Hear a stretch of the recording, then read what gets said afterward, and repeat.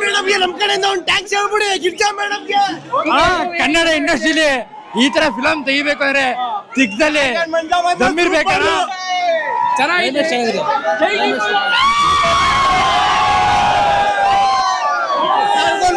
ನಾನೇ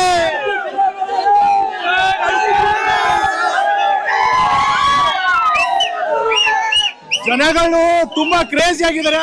ಸೈಕ್ ಸಾಂಗ್ ತರನೇ ಇದ್ದಾರೆ ಎಲ್ಲರೂ. ಆ ಸೈಕ್ ಸಾಂಗ್ ಹೇಗಿದೆಯೋ ಮೂವಿನೂ ಹಾಗೆ ಇದೆ ಅಂತ ಹೇಳ್ತಾರೆ.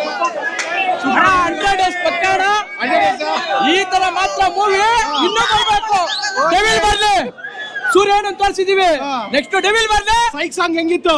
Super super super super. Devil ಬರ್ಲಿ, ಚೆನ್ನಾಗಿ ತೋರಿಸ್ತೀವಿ ಅದನ್ನು. ಜೈ ಡಿ ಬಾಸ್.